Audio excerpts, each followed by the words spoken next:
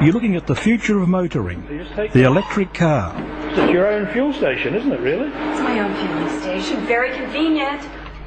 At least that's what electric car evangelist Linda Nichols believes. Want to go for a ride in my EV? Yes, please. So where are we going to go? I'm not sure. We'll just go where the road takes us. Okay.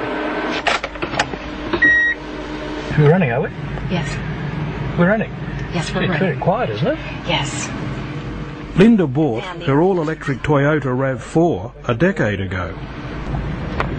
California wanted to reduce smog and forced its car companies to produce zero-emission vehicles.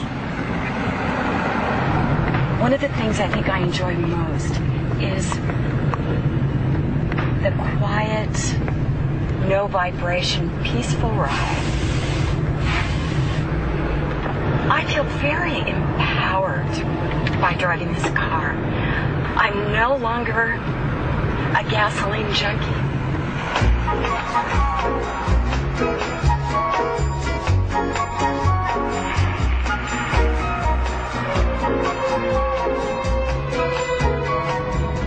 Linda says her car is a dream come true.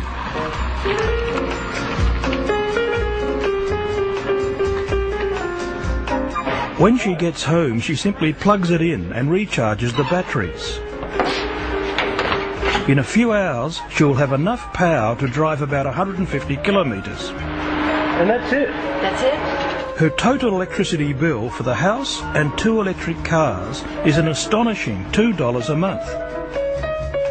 That's because she's covered her roof in solar panels.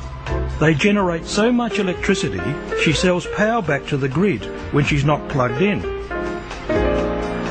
She says that if she charged her car directly from the grid, it would still only cost the equivalent of 20 cents per litre of petrol. The beauty of electricity, it's cleaner, it's cheaper, and this is very important. It's domestically produced, and no war has ever been fought for electricity, and even more particularly, no war has ever been fought for solar, and it never will be.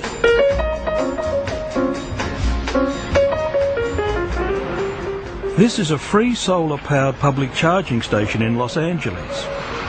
One of a network of stations developed in the 90s to support electric vehicles. This is one of those electric chargers. Right. That basically just push a button in the car and it opens up the charging port right here.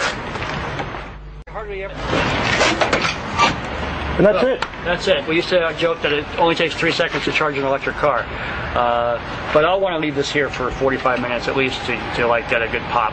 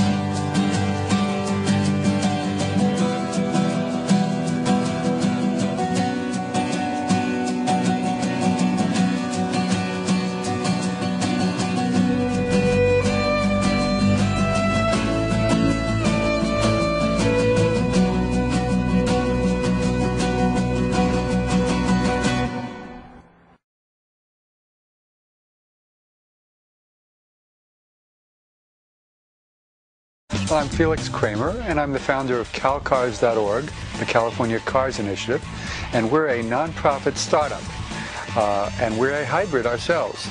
We combine advocacy and technology development, which you don't usually find in one organization, and we're also a combination of an unusual group of different kinds of people. We're entrepreneurs, environmentalists, engineers, and just plain citizens and car drivers, and we're all trying to get better cars. And we're focusing on plug-in hybrids. CalCars.org is trying to get car makers to build plug-in hybrids. Most people don't really know much about hybrids or plug-in hybrids, so you have to start with what a hybrid is. Hybrid is an efficient all-gasoline car. At stoplights, it turns off completely. And when you go up a hill, you use a lot of energy. On the way back down, you recapture about half of that into a battery, and you use that to start up again. And that enables you to go from maybe 25 to 50 miles a gallon in your car, but it's still all gasoline. A plug-in hybrid takes that idea and takes it to the logical conclusion. We had a larger battery, and we enable that battery to be fueled not just by gasoline going down hills, but by plugging it in. And you just use a regular 120-volt plug.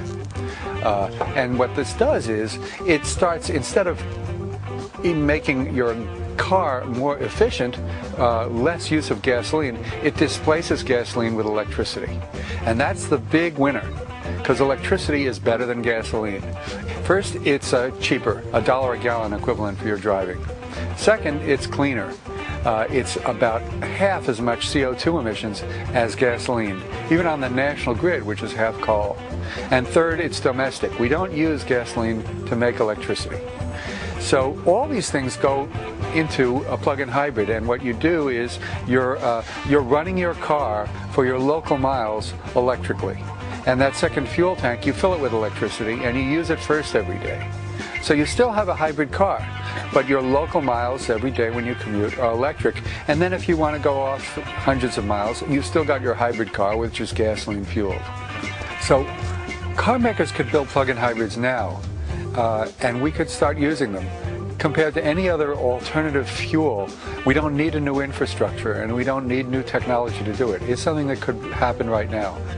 I'm the world's first consumer owner of a plug-in hybrid. I have a Prius that was converted in spring 2006. So when I got that Prius, I went from a regular gasoline car's 25 miles a gallon to a hybrid's 45, 50 miles a gallon. And now, in my daily driving, I get over 100 miles a gallon of gasoline, plus about a penny a mile of electricity. I sometimes go over 1,000 miles on a tank, and sometimes can go weeks without refueling.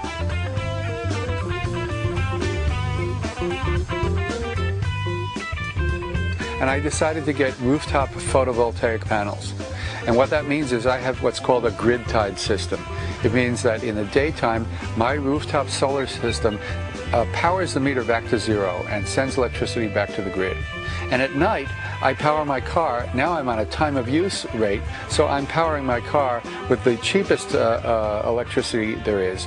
And what that means is I get a quicker payoff on my solar system because I'm using it not just to displace the electricity I use in the house every day, but I'm using it to displace the price of gasoline. Wherever I go, when people see my car with 100 miles per gallon plastered over the side, years ago they used to say, "What's that?" Now they know what it is. They know it's a plug-in hybrid. They want to get one. And they can't get one. That's the problem. Right now, we're waiting for the car makers. There have been some conversions. There are a few dozen plug-in hybrids in the world. There are some aftermarket companies that will convert your car for many, many thousands of dollars. But the main point is to get the car makers to do it. And we think that, for instance, Toyota could take a $22,000 to $33,000 Prius and sell it as a plug-in hybrid for about $3,000 more. And that would be a win on all counts. So there's a whole campaign that's going on to organize people to do that. Everybody can tell their dealers, "I'm not going to buy another car until I can plug it in." They can do that.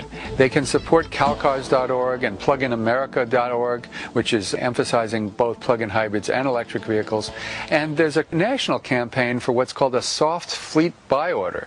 It's pluginpartners.org, and it was started by some utilities. And they are organizing a national campaign among fleet owners to say, if these cars were made by the car makers, here's exactly what I want. This is the SUV, this is the truck, this is the car I want. And they're organizing and getting thousands of people to sign up. And you can also sign up as an individual in a petition there. And there's a national organization called SetAmericaFree.org, which is organizing legislative efforts to try to get it in Congress. There's a DRIVE Act, which is an amazing coalition of Democrats and Republicans, liberals and conservatives, environmentalists and skeptics, all supporting plug-in cars as a solution to global warming, energy dependence, and the economic crisis of the auto industry. I'm driving around in my neighborhood at low speeds. All you really hear is the tire noise. There's no engine sounds at all. The motor is completely silent. It's an electric car.